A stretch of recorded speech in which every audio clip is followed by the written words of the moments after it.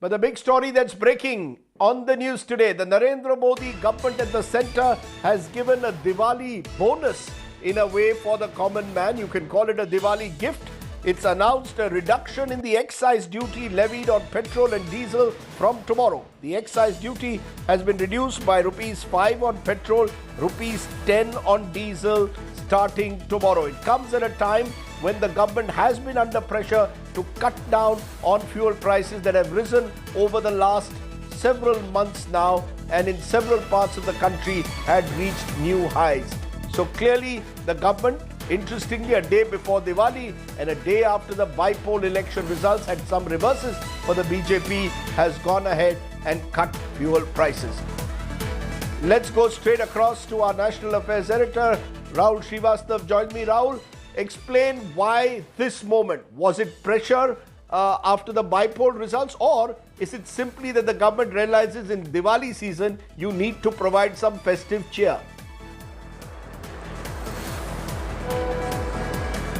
Rajdeep, we keep complaining that life in India and politics is always thrown topsy-turvy because they are too frequent in elections. I think this is one silver line, because almost in all state capitals in the country, the prices of petrol were over 100 and diesel over or slightly just below 100.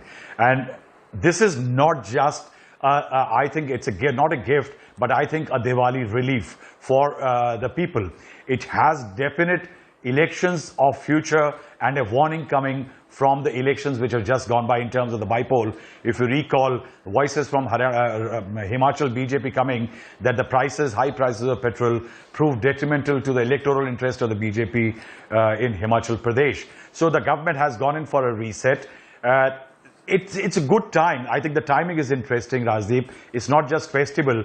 GST earnings over the last 6 to 8 months have been over the 1 lakh mark. October, it has touched 1.3, the second highest since 2017, July, when GST kicked in, and 1.41 of April seemed to be an anomaly. But now it seems to be a steady course, and people are expecting GST will be touching higher figures because of compliance and also more people paying by November. So I think there is greater margin for the centre and for the state governments to actually accommodate a decline as far as a cut in excise is concerned, because till now the premise was that COVID requires tremendous amount of expenditure from the government. 5 and 10 definitely a huge amount of relief, right. But now starts the politics, Rajdeep, which we love. Is that the brief note which has come from this government to all of us says that, for example, Delhi has 30% taxes, Mumbai 26%, plus 10.12 litre on petrol, Kolkata 25%,